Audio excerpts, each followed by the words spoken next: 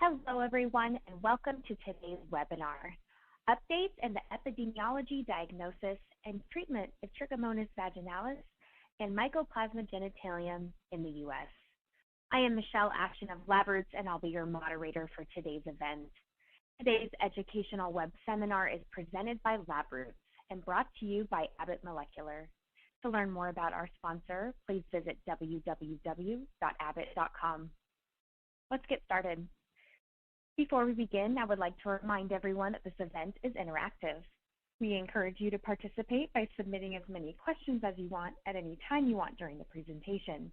To do so, simply type them into the Ask a Question box and click Send. Our speaker will answer as many questions as we have time for at the end of the presentation. If you have trouble seeing or hearing the presentation, click on the Support tab found at the top right of the presentation window, or report your problem by clicking on the Ask a Question box located on the far left of your screen. This presentation is educational and thus offers continuing education credits. Please click on the Continuing Education Credits tab located at the top right of the presentation window and follow the process to obtain your credits. I now present today's speaker, Dr. Christina A. Muzny, Associate Professor of Medicine and Epidemiology, Division of Infectious Diseases at the University of Alabama at Birmingham. For a complete biography on our speaker, please visit the Biography tab at the top of your screen. Dr. Muzny, you may now begin your presentation. Hello, this is Dr. Christina Muzny. Thank you so much for inviting me to give this webinar today. I'm going to jump right in and get started. I have one disclosure slide here at the beginning of the webinar. Support for this program is provided by Abbott, and I am presenting at the request of Abbott. For my disclosures, I'm currently funded by a K23 award by NIAID, which is a BV pathogenesis study. I also have funding for an R01 for a Trichomonas vaginalis treatment trial, which we'll talk about during this presentation. In addition, I'm a consultant for Lupin Pharmaceuticals and BioFire Diagnostics. I'm a speaker and member of the Scientific Advisory Board for Roche Diagnostics, and I'm also a speaker for Cepheid and Becton Dickinson. So the learning objectives for this presentation today are to understand populations at risk for Trichomonas vaginalis and Mycoplasma genitalium. I want to briefly review some common clinical presentations of these two sexually transmitted infections, in addition to reviewing current diagnostic methods, including highly sensitive nucleic acid amplification tests. And finally, I'm going to end to talk about treatment, to give you some updates in treatment regimens, including the role of antibiotic resistance. So I'm going to start out talking about the updates in the epidemiology of Trichomonas and Mycoplasma genitalium in the U.S. and internationally. So last year, some updated NHANES data was published regarding the epidemiology of Trichomonas in the United States, and this was published in Clinical Infectious Disease Journal in 2018. This data came from the 2013 to 2014 wave of the NHANES study, and this was actually the first time that they tested both women and men for Trichomonas in this study, and they did that by testing urine specimens with the hologic GenProbe Aptima Trichomonas nucleic acid amplification test. And in this study, the women and the men were ages 18 to 59 years old, and they found that the national prevalence of Trichomonas among U.S. women was 1.8%, and men was 0.5%. And in this study, Trichomonas was significantly associated with female sex.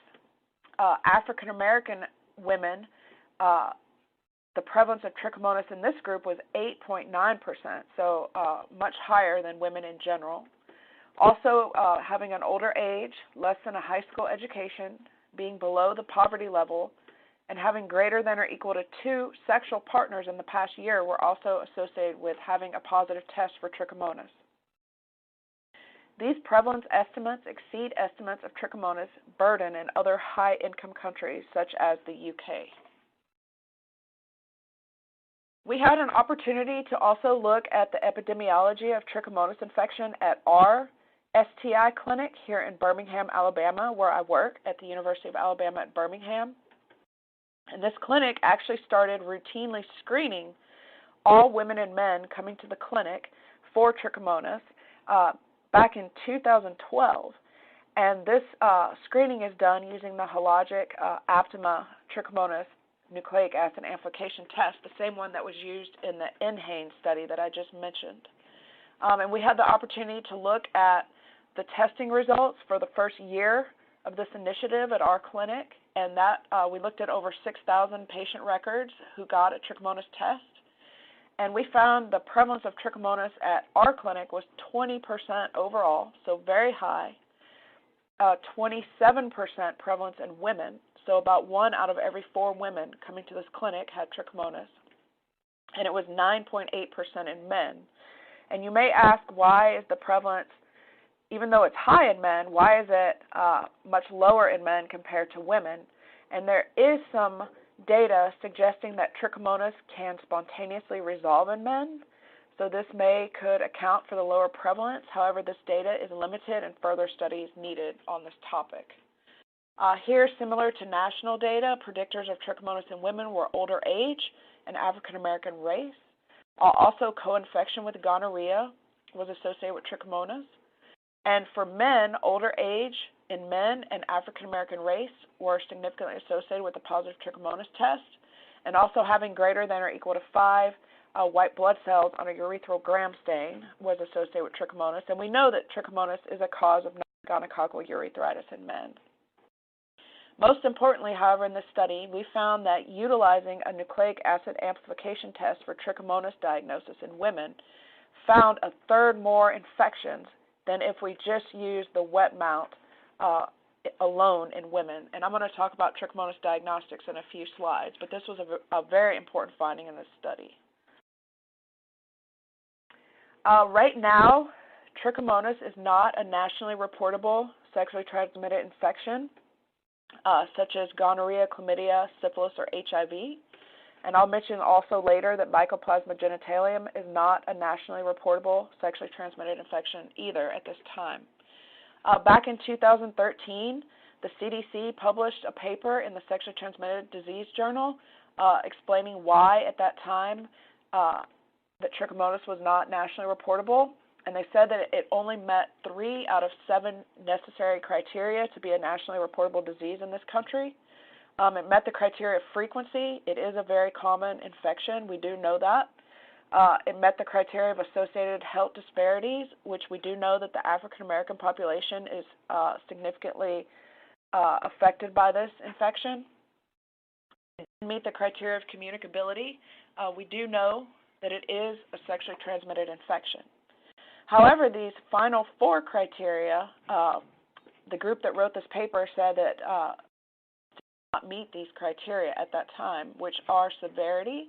A lot of patients with trichomonas are asymptomatic, and they felt that the adverse outcomes associated with trichomonas are said to be uncommon among mainly asymptomatic patients. However, this has not been studied in detail.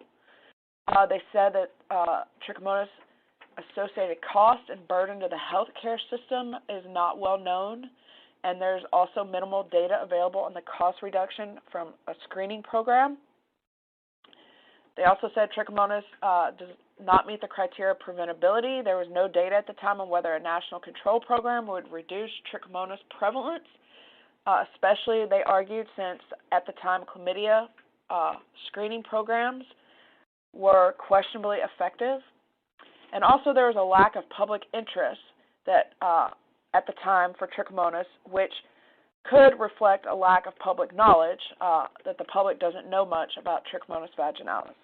So as I mentioned, this paper was written now 6 years ago, and it's going to be interesting to see if there are updates to this and what the updates are, and if this is going to influence whether or not this infection becomes reportable in the United States. With regards to national prevalence data on Mycoplasma genitalium, the first ever population-based prevalence estimate of this STD in the United States was published in 2007 in the American Journal of Public Health. And this was data that came from the Ad Health Wave 3 study of younger adults in this country, ages 18 to 27 years old.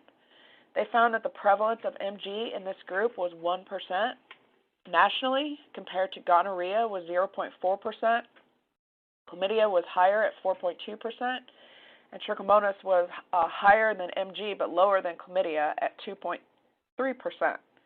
Almost all of the Mycoplasma genitalium infections in this study were asymptomatic. Similar to trichomonas, the Mycoplasma genitalium prevalence was much higher among African Americans in this study, and 11 times higher among respondents living with a sexual partner. And interestingly, they also found that prevalence increased by 10% with each additional vaginal sex partner during the past year. There's also a study from the United Kingdom that looked at the prevalence of Mycoplasma genitalium in British men and women ages 16 to 44, so they included an older population in this study. This is the NATSAL-3 study. This was published a couple of years ago in 2015, and the participants were enrolled in this study between 2010 to 2012, and they did test urine specimens from participants in this study. And they found the overall prevalence of Mycoplasma genitalium in men in this study was 1.2%, and in women was 1.3%.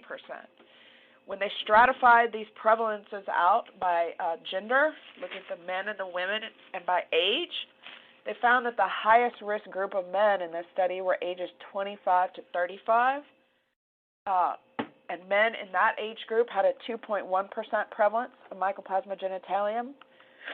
And in contrast, younger women, ages 16 to 19, had the most high prevalence of Mycoplasma genitalium at 2.4% in this study. Risk factors for Mycoplasma genitalium in this study and others have shown younger age at sexual debut, again, African American race, greater number of total and new sexual partners in the past year, having unsafe, unprotected sex, reporting a history of other STDs, as I've listed on this slide, and up to 39 to 50% of male or female sex partners of infected patients also have Mycoplasma genitalium. So the majority of data on Mycoplasma genitalium definitely suggests that it is a sexually transmitted infection. Now I'm going to go into some common clinical presentations of both of these Trichomonas and Mycoplasma genitalium infections for the next few slides. So Trichomonas vaginalis is a very common cause of vaginal infection in women.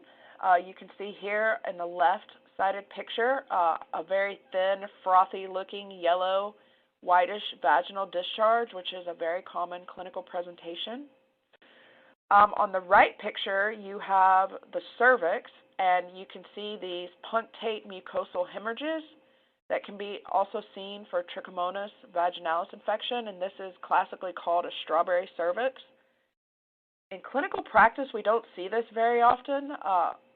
However, you can see it, and once you do see it, it's a very important physical exam finding pointing to Trichomonas vaginalis. I've also listed here some other common clinical presentations in men and women. So in men, on the left portion of the slide, it can cause urethritis. I mentioned earlier it can be a cause of non-gonococcal urethritis in men. It can cause penile discharge, dysuria. However, again, asymptomatic infection is very common. In both genders, Trichomonas can cause an increased risk of HIV acquisition. In men, it can also cause a possible increased risk of prostate cancer, and it can also interfere with sperm motility, leading to infertility in men who go untreated. In women, Trichomonas can cause a vaginitis, the cervicitis, which I showed you with the strawberry cervix. It can also cause endometritis, and again, in women, similar to men, it can be asymptomatic infection can be common. Trichomonas is associated with increased risk of post-gynecological surgery infections if it's untreated. And it also is associated with adverse birth outcomes in women, including premature rupture of the membranes and low infant birth weight. And as I mentioned earlier, increased risk of HIV acquisition. Clinical presentations of Mycoplasma genitalium. There is a strong association with non-gonococcal urethritis in men. In one study that I have listed here, it was the cause of NGU in men in approximately 15 to 20% of cases.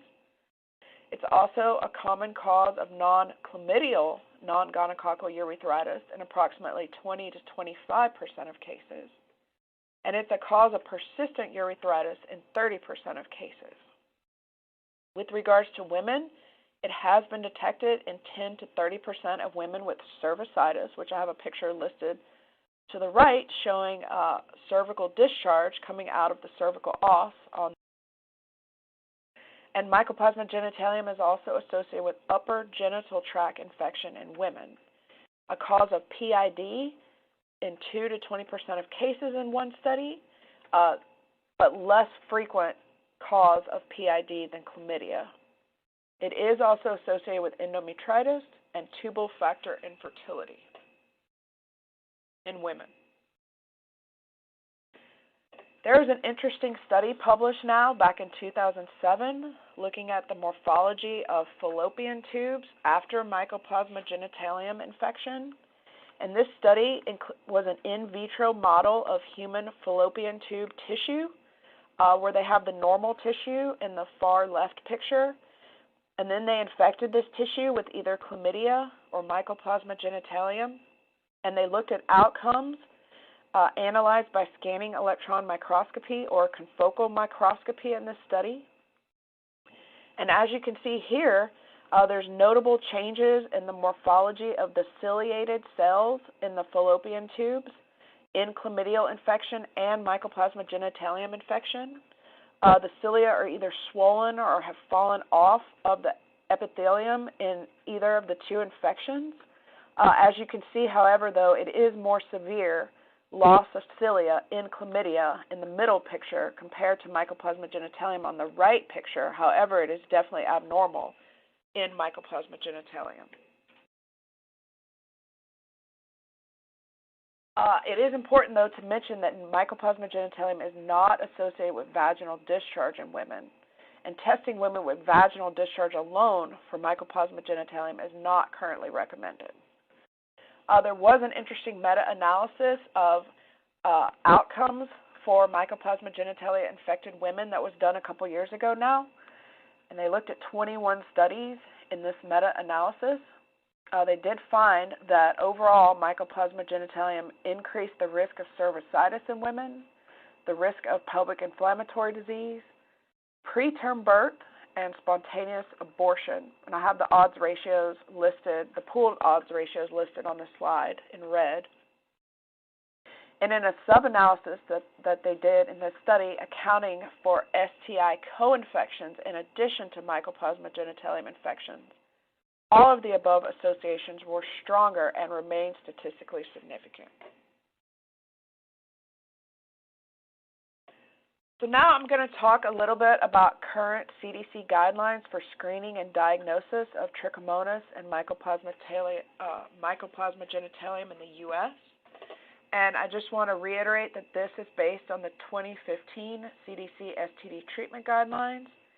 And for everyone to note, there are updated guidelines coming out next year in 2020, so it'll be very important to see how these recommendations change or stay the same at that time. So current CDC recommended screening guidelines for Mycoplasma and Trichomonas I have listed on this slide here, and I have it divided into certain groups, women and men, women less than 25 years old or greater than 25 years old, HIV positive women, HIV positive men, and then in pregnancy. So for Trichomonas, for women and men, screening could be considered if you're in a high prevalence setting or you're at a high risk for infection. And so, for example, our STD clinic here in Birmingham, Alabama is a high risk, high prevalence setting. So as I mentioned previously, our STD clinic routinely implemented a screening program for Trichomonas back in 2012. So we are doing that here.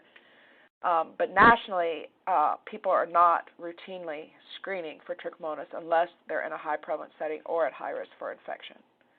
Also important to note, Trichomonas screening is not routinely recommended in MSM at this time.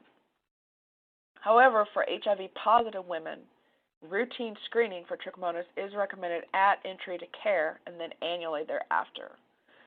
And also for pregnant women, routine screening for Trichomonas is recommended at the first prenatal visit. For men, it's the same recommendation in HIV-positive men as it is in HIV-negative men, which is to consider screening if you're in a high prevalence setting. And in the 2015 CDC treatment guidelines, there is no recommendation at that time for screening for Mycoplasma genitalium in any of these groups. Here are the current CDC recommended testing sites and methods of diagnosis for Trichomonas and Mycoplasma genitalium, and these are for symptomatic patients or in areas where Trichomonas screening is being done. So for women and men, for both of these sexually transmitted infections, I have here listed in red that nucleic acid amplification tests are preferred methods of diagnosis, even back in 2015. It's important to note back in 2015, however, that we only had nucleic acid amplification tests for Trichomonas that were FDA approved in women at that time. So if you're going to do a NAT test in men, you would have to internally validate one of the FDA-approved Trichomonas NAT tests that are available in women. And I'll get into that in more detail because I know it can get confusing.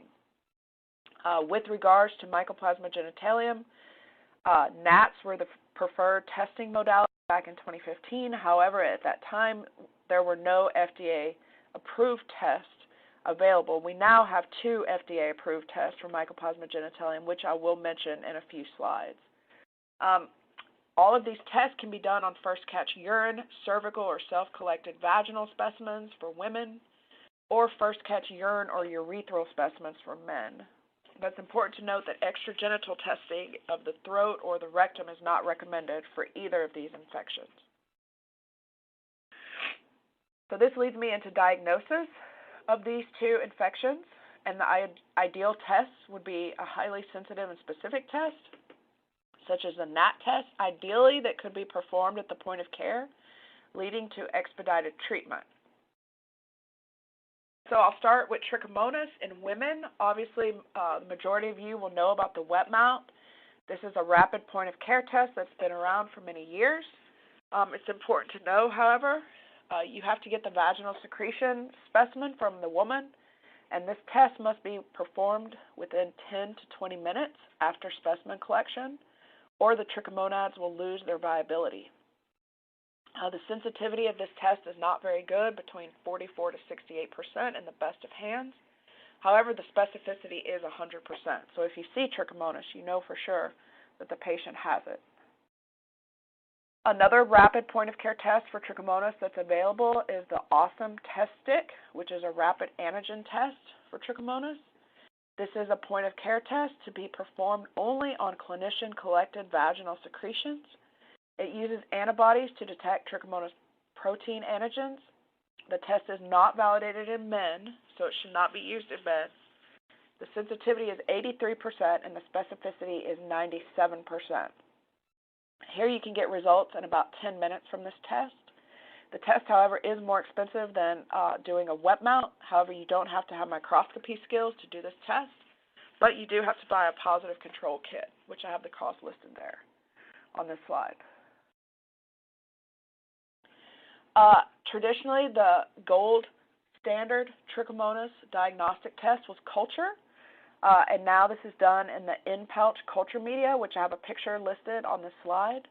You have to inoculate a vaginal secretion specimen into this pouch within 1 hour of collection, and the pouch then has to be incubated immediately at 37 degrees Celsius.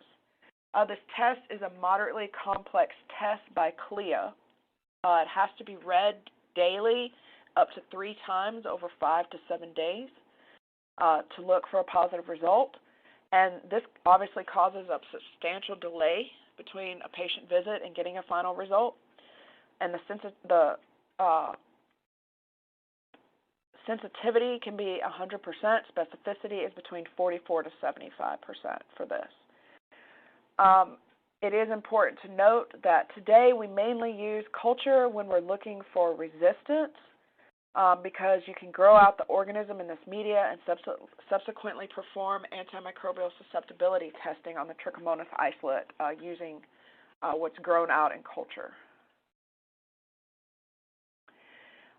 Occasionally, Trichomonas is seen on a pap smear.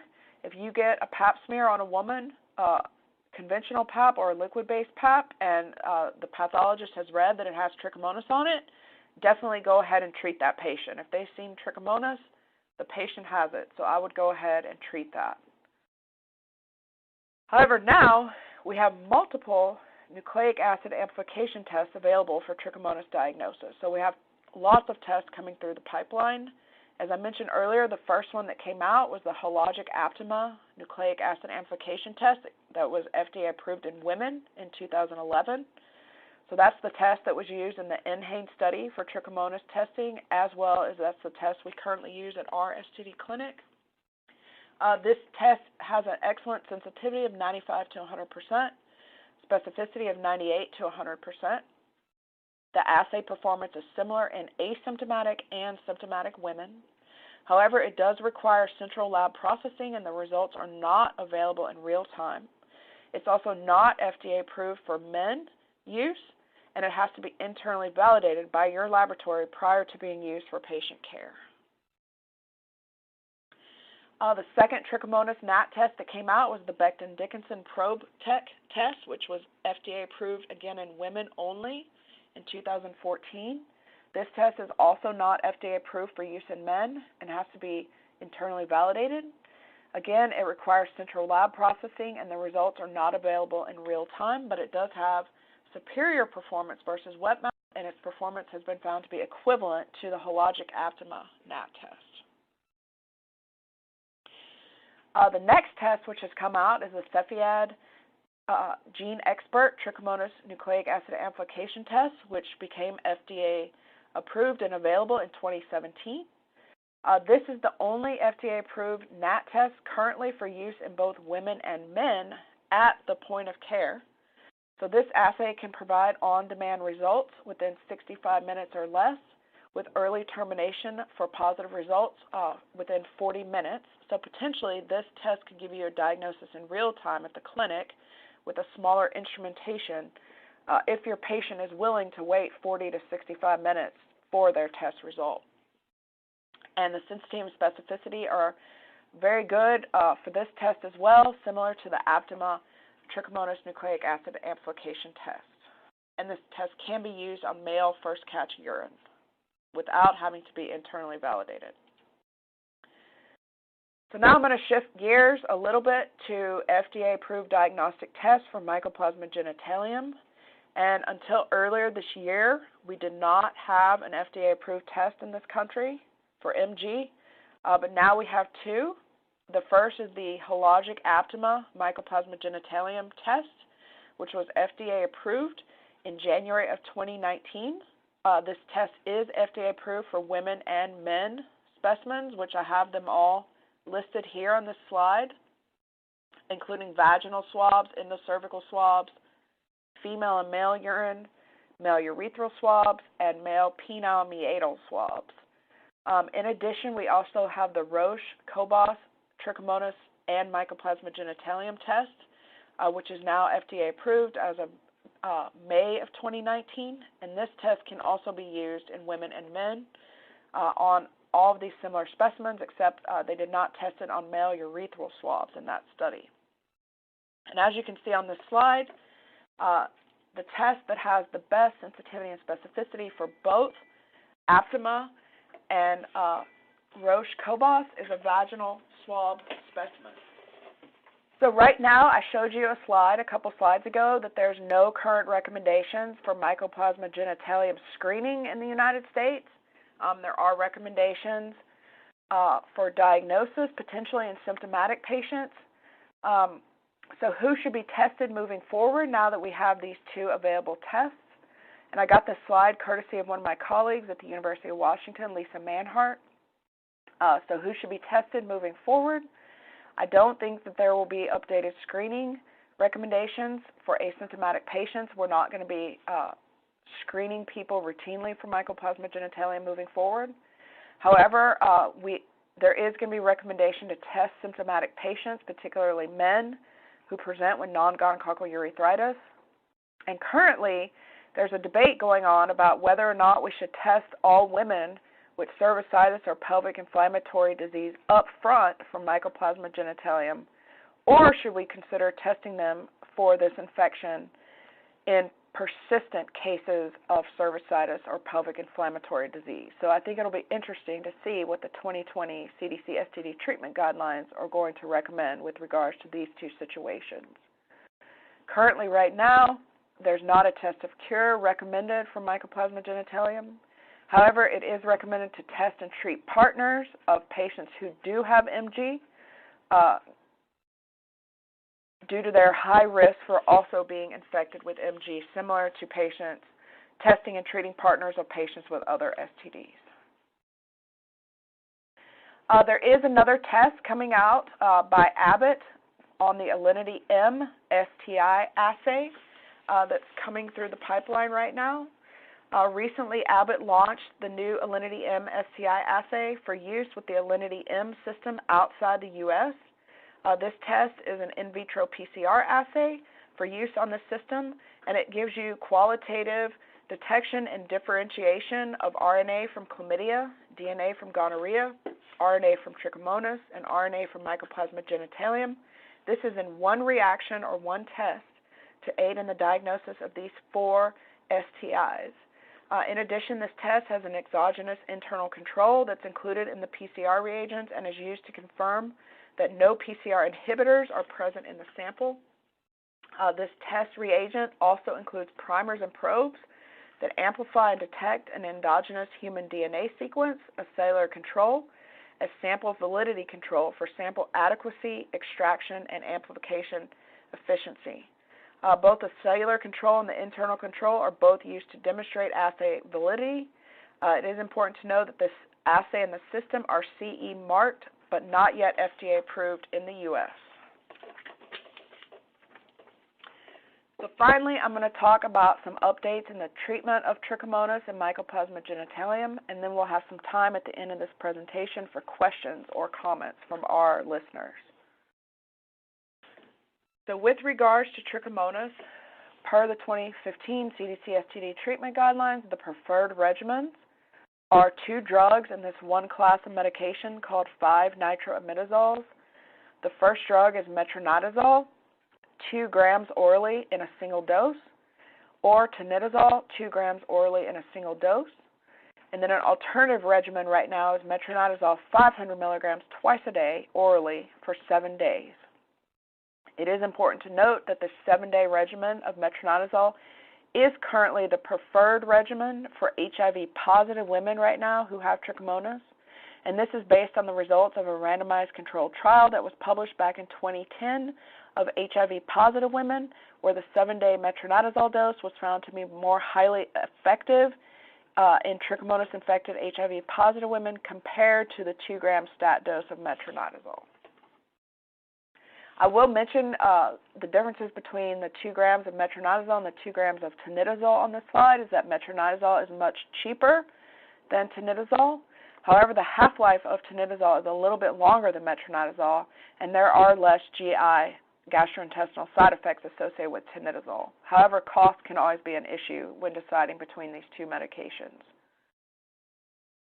So with regards to updates in the treatment of Trichomonas, our colleagues at Tulane University, Patty Kissinger, and her research group recently did a meta-analysis of prior treatment trials of Trichomonas in women that looked at the 2-gram dose versus the 7-day dose, and they found that the pooled risk ratio indicated higher treatment failure for women receiving the single-dose metronidazole compared to the multi-dose metronidazole in this study.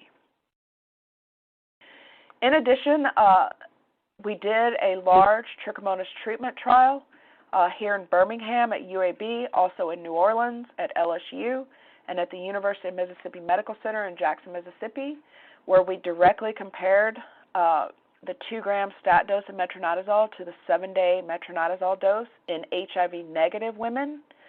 And this study went on from October of 2014 to 2017, and they were randomized in a 1-to-1 fashion to either of these treatment regimens. And our primary outcome of this study was looking at Trichomonas infection at test of cure, which is at 4 weeks after completion of treatment. We did get a nucleic acid amplification test at that time and also a culture. In this study, we enrolled 623 women across all 3 study sites who were randomly assigned to the treatment groups. It's important to note that the self-reported adherence was 99% in the single-dose group and also 96%, so still high, in the 7-day dose group of metronidazole. Side effects were similar by group in this study, with the most common being nausea, vomiting, and headache. And it's important to know in this study that women receiving the 7-day metronidazole dose had a 45% better treatment outcome than women who got the 2-gram stat dose. So similar to the HIV-positive treatment trial that was published back in 2010, this treatment trial in HIV-negative women also found that the 7-day metronidazole dose was more effective in women. So because of this, it's highly likely that moving forward in new treatment guidelines, we're going to go to metronidazole for the 7-day dose to be the preferred regimen in all women, not just HIV-positive women. And in men, it's likely going to be that the 2-gram stat dose of metronidazole is going to remain the recommended treatment regimen because there's not good RCT data looking at a head-to-head comparison of these 2 doses yet in men. So there's pros and cons to making this decision in updated guidelines. Pros for making the 7-day regimen the recommended regimen are the large ongoing burden of Trichomonas infection in women in this country and the superior effectiveness of the 7-day dose. The cons associated with this is going to be issues with treatment adherence. Now, instead of getting a directly observed therapy, patients are going to have to take medicine for 7 days, which is going to require enhanced counseling messages. We also need data on treatment adherence for Trichomonas in real-world situations because the adherence was good in our trial at 96%. However, this was a clinical trial and not the real world. And also, if men are still going to be treated with the 2-gram stat dose and women now are going to be treated with 7 days, there's going to be a conflict in the timing of abstinence of sex for a couple that could potentially put a couple at risk for re-exposure to Trichomonas. So counseling messages are going to need to be tailored for this. But this is something important to know that's coming through the pipeline. There's another 5-nitroimidazole that's currently being studied in this country for the treatment of Trichomonas, and this is called signitazole. This medication was FDA approved back in 2016 for the treatment of women with BV in the United States. However, it's not currently FDA approved for the treatment of Trichomonas. There's currently a randomized controlled trial of 12 sites that's looking at signitazole for treatment of Trichomonas in women. So it'll be interesting to see what the results of that trial will be, which should be coming out in the next 1 to 2 years. It is important to mention, though, that signitazole has been used for treatment of Trichomonas in Europe now for many years, but the majority of data in Europe has been observational data. But signitazole has been recently found to have better in vitro activity against Trichomonas compared to metronidazole and Trichomonas isolates from the U.S. So this is another emerging drug potentially that we'll have available for Trichomonas in the future. It is important to note that signitazole is a one-time dose of 2 grams oral granules. So there potentially could be, again, directly observed therapy for Trichomonas in women if this drug gets to be FDA approved. It is oral granules which have to be dissolved in applesauce, yogurt, or pudding. So that's a little caveat associated with this medication that you'll have to be aware of if you use it in the future for a treatment of trichomoniasis in women. Finally, the last thing I want to mention about Trichomonas is there is a little bit of resistance to the 5-nitroimidazole drug class, which is the main class of drugs that we have to treat this infection. The largest study that was ever published on that was now 7 years ago, where they looked at over 500 Trichomonas vaginalis isolates from 6 clinics across the country. Birmingham, our clinic here, was one of the study sites in this study. And across all of these isolates, 538 to be exact, they found that low-level metronidazole resistance was present in about 4.3% of isolates. At that time, there was no moderate or high-level resistance to metronidazole, and there was no resistance to tinidazole, thankfully, in the study, although it was 7 years ago, as I mentioned. The authors of the study stated that low-level metronidazole resistance is more common than high-level resistance and can be overcome potentially with high-dose oral tinidazole. So there are CDC recommendations for dosing in cases of suspected metronidazole drug resistance. So if you have a patient that you've given a 2-gram stat dose to, or even the 7 days of metronidazole that is still infected with Trichomonas, and you're excluding reinfection from an untreated sexual partner, if this happens, you definitely want to make sure that they took the entire 500 milligrams twice a day for 7-day dose of metronidazole. If this does not work, you should consider performing susceptibility testing on the Trichomonas isolate, which you would have to inoculate vaginal secretions into one of those in-pouch cultures, which I showed you a picture of on a prior slide. And you would have to ship that to the CDC for susceptibility testing on the isolate, which can take several weeks to go through the shipping and testing process. In the meantime, you can consider giving high-dose metronidazole or tinidazole 2 grams orally daily for 5 to 7 days.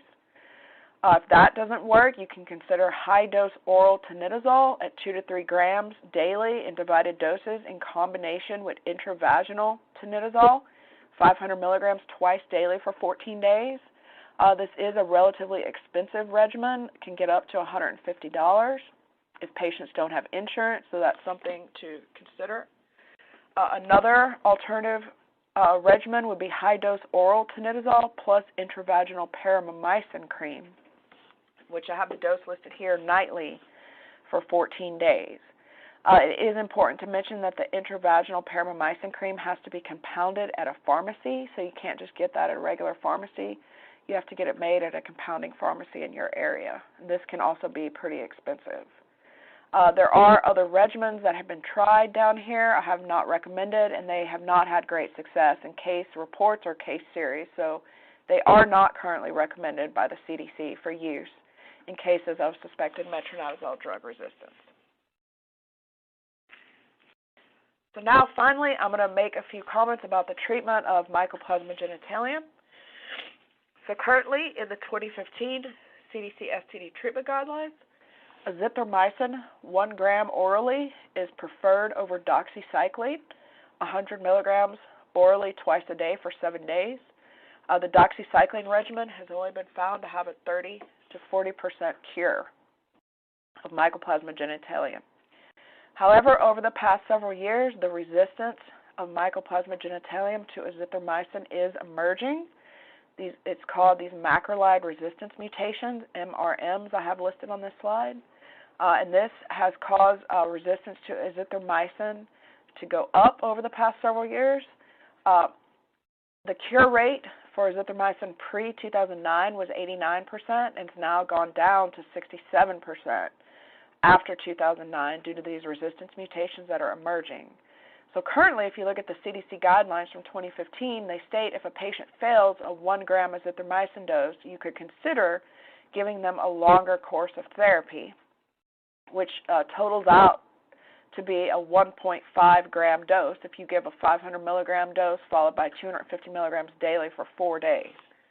However, a recent study in 2017 found no difference in cure rates between the 1 gram and the 1.5 gram total dose of azithromycin for Mycoplasma genitalium infection. So I'm not sure if this recommendation is going to stay in the guidelines moving forward.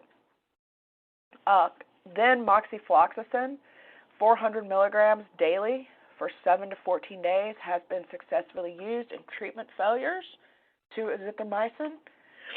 However, the cure rate for moxie has gone from 100% down to 89% since 2010. So there is now also some resistance to moxifloxacin that has been occurring. With regards to PID treatment, current recommended PID treatments are based on antibiotics that are not effective against Mycoplasma genitalium. So if you have someone that has PID, that you're worried they have persistent PID, you're worried that they haven't responded to therapy, you may want to consider treatment for Mycoplasma genitalium in these cases with a 14-day course of Moxie, 400 milligrams daily after you've treated them with a regular recommended PID antibiotic treatment regimen. There is going to be some talk about treating Mycoplasma genitalium in the absence of testing. So if you're unable to do a nucleic acid amplification test on your patient, and the two special situations here are going to be persistent or recurrent NGU or cervicitis, or persistent or recurrent pelvic inflammatory disease. And right now, there's some talk about giving a 7-day course of doxycycline followed by Moxie, 400 milligrams daily for 7 days for persistent or recurrent NGU or cervicitis in the absence of testing. The thought of giving the first course of doxy is to treat perhaps chlamydial infection that may be present, also to perhaps decrease the bacterial load of the Mycoplasma genitalium, which could then subsequently be killed by moxifloxacin given after the initial course of doxycycline. And the same thought process goes into persistent or recurrent PID. However, the course of doxy and moxie here should be for 14 days and not 7 days. My last slide that I wanted to mention, there was a very interesting study that was just published a couple of months ago out of the Australian group looking at outcomes of resistance-guided sequential treatment of Mycoplasma genitalium. So this sequential treatment is something that I mentioned in the slide before, which is kind of coming down through the pipeline in light of this azithromycin resistance getting worse and moxifloxacin resistance now coming on. So here in this study, they actually tested patients for MG and macrolide resistance mutations by a PCR test that they have available in Australia. For patients that had MG, they initially gave them the 7-day doxy course to decrease the bacterial load. And then after doxy, their patients who did not have a macrolide resistance mutations, they got 2.5 grams of azithromycin overall. And then the macrolide resistance mutation positive patients instead received citalfloxacin, which is a novel 4th-generation fluoroquinolone antibiotic. And it's interesting to note that in their study, almost 2/3 of their study population actually did have a Mycoplasma resistance mutation. So a larger proportion got citalfloxacin in this study than the 2-gram azithromycin dose. However, in both of the arms with the sequential therapy regimen, they did find microbiologic cure was pretty good, almost 95% in the macrolide resistance mutation negative infection versus 92% in the macrolide resistance mutation positive infection arm. And this difference was not statistically significant. And they found that selection of macrolide resistance only occurred in 2.6% of the macrolide resistance mutation negative infections that got the 2.5 gram dose of azithromycin. So I just mentioned this study because just to call to your attention the fact that sequential therapy is on the table perhaps for treatment of Mycoplasma genitalium moving forward. So you may be hearing or reading more about this as additional studies progress in this field. So that's all I have today about my updates for Trichomonas and Mycoplasma genitalium. I'm now going to take questions and comments. And I have my email listed on this slide, cmuzny@uabmc.edu.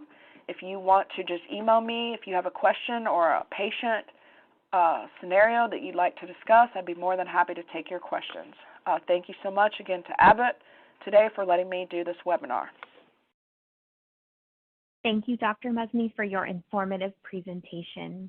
We will now start the live Q&A portion of the webinar. If you have a question you'd like to ask, please do so now. Just click on the Ask a Question box located on the far left of your screen. We'll answer as many questions as we have time for. All right, let's get started. Our first question is, in your opinion, what more is needed from the STI prevention community, public health labs, and diagnostic manufacturers to strengthen the position to make Mycoplasma genitalium and Trichomonas vaginalis reportable to the CDC? Thanks so much, Michelle, and thanks to everyone for listening to this webinar. I think this is a great question to start out with. I think one of the most important things that we need to know more about is the natural history of infection with both Trichomonas vaginalis and Mycoplasma genitalium with regards to the CDC making them reportable diseases. I think both of these infections are known to be asymptomatic in a number of patients. And right now it's not clear if having that infection but being asymptomatic has any adverse outcomes for patients. We do know that some patients are symptomatic, clearly, patients with vaginitis or with trichomonas or cervicitis, pelvic inflammatory disease, etc., from Mycoplasma genitalium. We do know about those consequences, but I think we need more data on asymptomatic infection. And one other thing about making it a reportable disease, it has to meet all 7 of those criteria that I mentioned in one of my slides. And right now, Trichomonas, in the last paper that was written about it, only meets 3 out of those 7 criteria. And Mycoplasma genitalium right now only meets a few of those criteria as well. So I think we need a lot more data on some of these other aspects. Great, thank you. Do you accept self-collected vaginal swabs for testing? Yeah, so self-collected vaginal swabs are great. Patients like to do that, and you may not have to do a pelvic exam or physical exam in those situations. I think depending on what tests you're going to have a patient self-collect a vaginal swab, I would just make sure that it's approved for that particular test. For example, in one of my slides, I mentioned the Becton-Dickinson Probe-Tech assay for Trichomonas vaginalis nucleic acid amplification test. That is approved for self-collected vaginal swabs in women. And so for a lot of these other tests that I talked about today, I would just check the package insert or look online really quick just to make sure that you can have the patients collect the swab for that particular test. So I think it would vary depending on the test. Okay, great. Thank you. What is the best diagnostic approach in settings where point-of-care tests are not available? Yeah, I think in settings where point-of-care tests are not available, I think you would just collect a vaginal swab, or in men, a urine sample, and you would basically have to send them out to a reference laboratory to get a nucleic acid amplification test. Those tests are the most sensitive and specific for many of these STIs, and for Trichomonas and Mycoplasma genitalium, that's what I would do if I did not have a point-of-care diagnostic test available to me. Okay, now in your opinion, what are the main points that should be investigated about T. vaginalis and M. genitalium to move forward in the knowledge of these STIs? Yeah, I think one is what I mentioned a little while ago. I think we need to better understand the natural history of these infections and what exactly is asymptomatic infection doing. And the other thing that I think is really important is what is the cost to the healthcare system in the United States that these infections are causing. So cost data is definitely needed in this country. I think those are 2 very important things to look for in future studies. Okay, we have a user that asks, would you mind repeating when the results of the clinical study will be published? The one about signitazole for trichomonas? Correct, yes. Yes, so that study started enrolling in the United States in May of 2019. It's currently ongoing, so it's actively enrolling. I think they have about 12 study sites, and they need to enroll about 150 patients across all of these sites in that study, and I think that they've gotten about 60 patients so far. So I foresee that that trial is going to be going on, for the rest of 2019 and into 2020, probably with results available perhaps at the end of 2020 or early 2021. So there's still a little bit more time that's going to take to finish that study. Great, thank you. All right, what is the value of the currently approved FDA NAAT TV and NG tests in the view of the emerging antibiotic resistance? Yeah, so that's an excellent question. So basically with Trichomonas, none of the currently approved NAT tests detect resistance. So that's one caveat. If you want to look for resistance, you have to get a Trichomonas culture, and that's where they do the antibiotic susceptibility testing on that. And so you would either have to send your isolate to the CDC, or if you're at an institution that does metronidazole susceptibility testing on Trichomonas cultures, you could do it at your own institution. But right now, we don't have any NAT tests for Trichomonas that are going to detect resistance. With regards to Mycoplasma genitalium, the 2 NAT tests that I talked about right now that are currently available also do not detect resistance mutations. However, there are NAT tests in development that are coming down the pipeline that do. And one that I recently found out about just yesterday is a NAT test from SpeedX that will detect macrolide resistance mutations. So that's something to be looking for in the future, but it's not currently available now. Thank you. Is the prevalence of TV higher in older age group females? Yes, so traditionally Trichomonas has been more commonly associated in older women, and this is in contrast to other STDs like chlamydia, which are seen in younger age groups. So women usually less than 25 years old, we see the highest rates of chlamydia. But for Trichomonas, it's in older age group women. And you may ask, well, why is this different? And it may be because Trichomonas right now, we're not routinely screening everywhere across the country for it, and infections can be asymptomatic. So women could have it for multiple years and be asymptomatic and not be screened for it and not know that they have it. And then later on down the pipeline, when they become older, they may develop symptoms later on, and then may be tested for it and found to have it. And so I think it's a reflection of not routinely screening for it in the country. Great, thank you. It looks like we have time for one last question. The largest demographic of patients at one of my sites are predominantly Medicaid insured. Given that MG is not yet recommended for routine testing, do you know anything about reimbursement from Medicaid for this test? Yes, I do not know about that currently. These Mycoplasma genitalium tests just became available a couple of months ago. However, I can assure you that the CDC is going to take a stance on when these tests should be used, and that's going to come out in the 2020 guidelines, which are expected in the spring of next year. And hopefully, once they take a firm stand on when to use these tests, then insurance companies will be able to reimburse in those situations. So be on the lookout for those guidelines coming out, hopefully within the next 6 months. Great. Thank you again, Dr. Muzny, for your time today and your important research.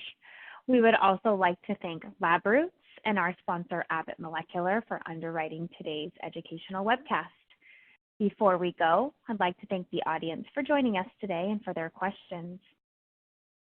Any questions we did not have time for today and those submitted during the on-demand period will be addressed by the speaker via the contact information you provided at the time of registration. This webcast can be viewed on demand, and LabRoots will alert you via email when it's available for replay. We encourage you to share that email with your colleagues who may have missed today's live event. Until next time, goodbye.